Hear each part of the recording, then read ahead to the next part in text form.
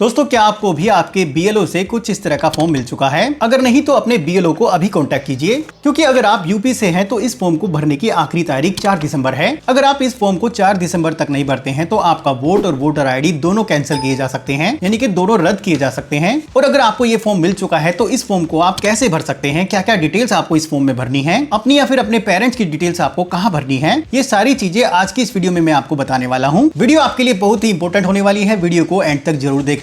तो चलिए फटाफट वीडियो को शुरू करते हैं।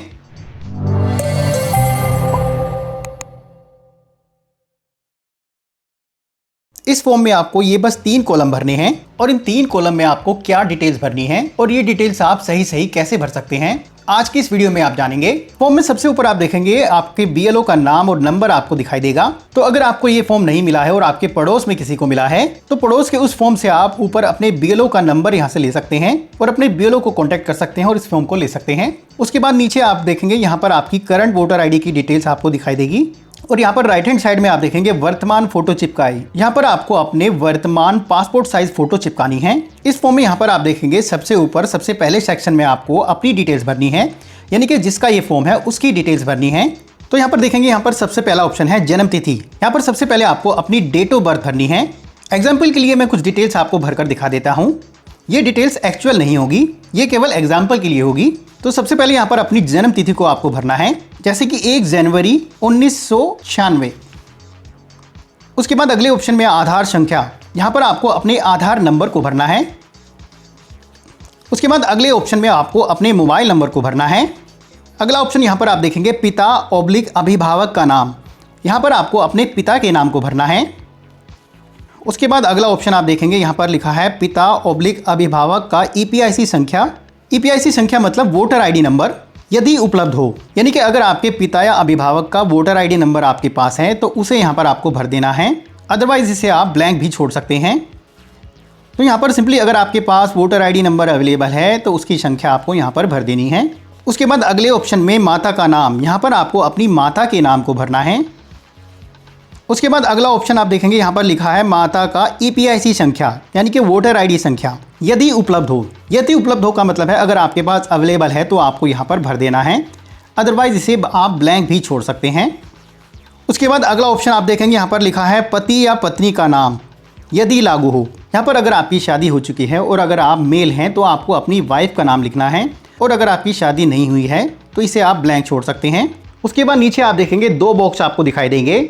इस फॉर्म का ये सबसे इंपॉर्टेंट पार्ट है। यहाँ पर पहले बॉक्स में आप देखेंगे यहाँ पर आपको अगर आपका नाम 2003 की वोटर लिस्ट में अवेलेबल है और अगर आपका नाम 2003 की वोटर लिस्ट में नहीं है तो अपने रिलेटिव की डिटेल्स आपको यहाँ पर भरनी है।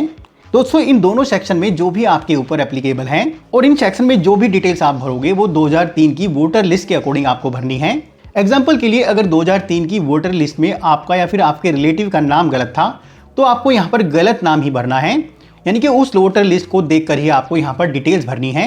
2003 की वोटर आईडी लिस्ट को आप बड़ी आसानी से अपने फ़ोन से डाउनलोड कर सकते हैं और उसमें अपना नाम और अपने माता पिता का नाम या फिर अपने दादा दादी का नाम बड़ी आसानी से आप ढूंढ सकते हैं। वो कैसे, चलिए मैं आपको बता देता हूँ। उसके लिए सबसे पहले आपको अपने फ़ोन पर या फिर कंप्यूटर पर इस वेबसाइट को ओपन करना है। वेबसाइट का डायरेक्ट लिंक आपको नीचे वीडियो के डिस्क्रिप्शन में मिल जाएगा, वहाँ से क्लिक करके आप डायरेक्ट इस वेबसाइट पर पहुँच सकते हैं। तो पुरानी 2003 की एसआईआर लिस्ट को डाउनलोड करने के लिए सबसे पहले आपको यहाँ पर अपने स्टेट को चुनना है, यानी कि अपने राज्य को चुनना है। उसके बाद नीचे अपने डिस्ट्रिक्ट को चुनना है और उसके बाद नीचे अपने असेंबली कॉन्स्टिट्यूएंसी यानी कि विधानसभा क्षेत्र को चुनना है और उसके बाद नीचे आपको आखिरी ऑप्शन में पोलिंग स्टेशन का नंबर या फिर नाम चुनना है, यानी कि 2003 में जहां आपकी वोट डाली जाती थी उस पोलिंग स्टेशन का नंबर या फिर नाम चुनना है। उसके बाद नीचे व्यू बटन पर क्लिक कर देना है। जैसे ही आप क्लिक करते हैं यहाँ आप देखेंगे 2003 की वोटर लिस्ट आपके सामने खुलकर आ जाएगी।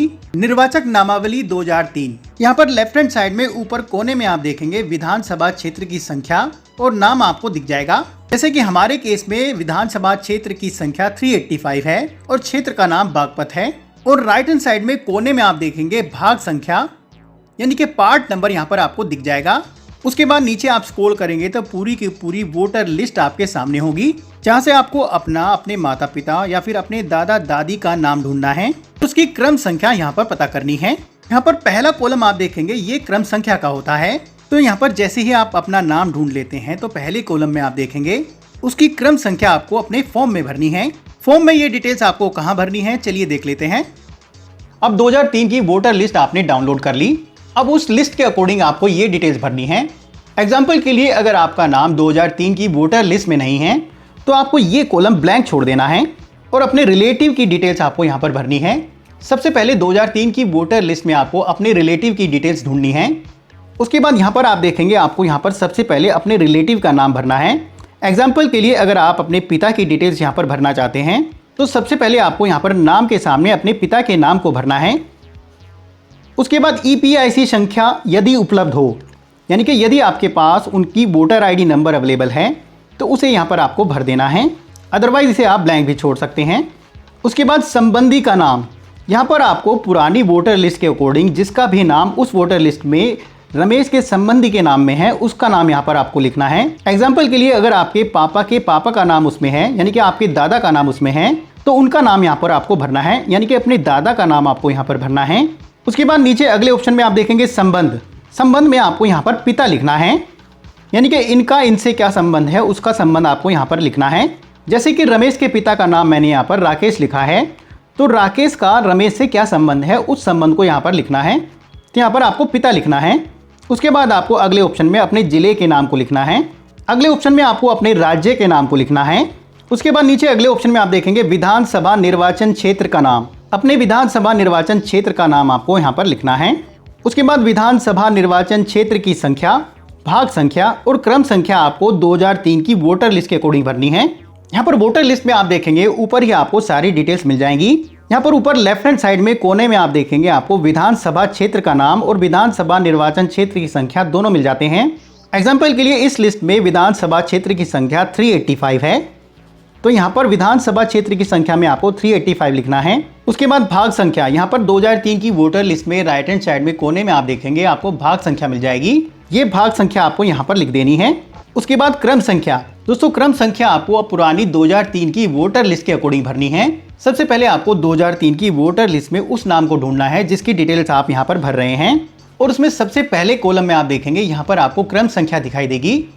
यही क्रम संख्या आपको वहाँ पर क्रम संख्या में भरनी है, यानी कि वोटर लिस्ट का सीरियल नंबर आपको यहाँ पर क्रम संख्या में भरना है। अब आपका फॉर्म कंप्लीट भर चुका है। उसके बाद नीचे यहाँ पर आपको मतदाता के या फिर किसी अन्य वयस्क परिवार के सदस्य के हस्ताक्षर ले लेने हैं, और अगर हस्ताक्षर नहीं कर सकते हैं तो यहाँ पर आप अंगूठे का निशान भी लगा सकते हैं, और अगर आप यहाँ पर सिग्नेचर कर सकते हैं तो यहाँ पर आपको अपने सिग्नेचर कर देने हैं। फॉर्म को फिलअप करने के बाद सिंपली आपको यहाँ पर फोटो चिपकाना है और इस फॉर्म को अपने BLO को सबमिट कर देना है। और अगर आपका नाम 2003 की वोटर लिस्ट में है तो अपनी डिटेल्स आपको यहाँ पर भरनी है। अपनी डिटेल्स में यहाँ पर आप देखेंगे आपको निर्वाचक का नाम, यहाँ पर आपको अपना नाम भरना है। EPIC संख्या यानी कि अपने वोटर ID नंबर को भरना है।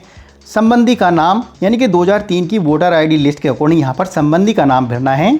एग्जाम्पल के लिए अगर आपके पिता का नाम यहाँ पर है तो अपने पिता का नाम यहाँ पर भरना है। उसके बाद संबंध में पिता और नीचे अपने जिले का नाम, उसके बाद राज्य का नाम, विधानसभा क्षेत्र का नाम, विधानसभा क्षेत्र की संख्या, भाग संख्या और क्रम संख्या, ये डिटेल्स आपको 2003 की वोटर लिस्ट के अकॉर्डिंग भरनी है। ध्यान रहे 2003 की वोटर लिस्ट से ये डिटेल्स एकदम मैच होना जरूरी है। भले ही 2003 की वोटर लिस्ट में आपका नाम गलत हो या फिर आपके पिता का नाम गलत हो, वो सेम डिटेल्स आपको यहाँ पर भरनी है। तो दोस्तों इस तरीके से आप अपने इस SIR गणना प्रपत्र फॉर्म को भर सकते हैं। वीडियो अगर पसंद आई है तो प्लीज लाइक कर देना और अपने दोस्तों और अपने फैमिली मेंबर्स को भेजना मत भूलना, ताकि वो भी इस फॉर्म को सही बड़ी आसानी से भर सकें। वीडियो को लेकर अगर आपकी कोई क्वेरी है तो नीचे आप कमेंट बॉक्स में लिखकर पूछ सकते हैं। अभी के लिए धन्यवाद, अगली वीडियो के साथ फिर से मिलेंगे। All the best.